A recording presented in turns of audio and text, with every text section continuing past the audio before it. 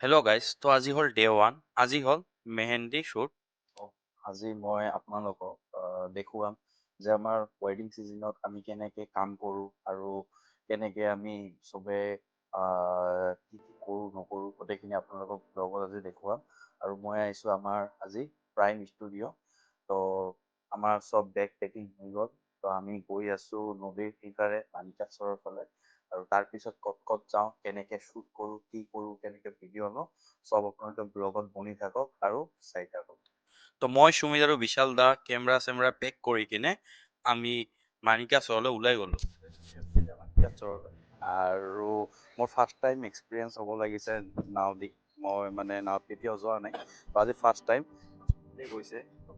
সুমিত আৰু বিশাল লাগেজবোৰ ৰাখিলোঁ, এইমাত্ৰ আহি গ'লোঁ আমি নাওত। তো এতিয়া টাইমটো কিমান হ'ল? 7:32 চাগে আৰু আধা ঘণ্টাত আমি ওলাম ইয়াৰ পৰা। চাওঁ জাৰ্ণিটো কেনেকুৱা হয়। তো যাওঁতে শুভংকৰ দাকো লগ হৈ গ'ল, একেলগে গ'লোঁ আৰু এই হ'ল বিজনেছ চিষ্টেম। তো আমি বহি চবে গল্প কৰি কৰি গ'লোঁ, নহ'লে বৰ লাগি যায় আৰু তাৰপিছত আমি গৈ তাতে পালোঁ লাগেজ আৰু চব উঠাই কিনে ওলাই গ'লোঁ। সুমিত পুৰা টোপনিত লাল তো আমি ৰুম পাই গ'লোঁ। তো সন্ধিয়া আমি মেহেন্দি শ্বুটৰ বাবে গ'লোঁ আৰু এটা আপোনালোকক মই ক্লিপ দেখুৱাই আছোঁ, চাওক।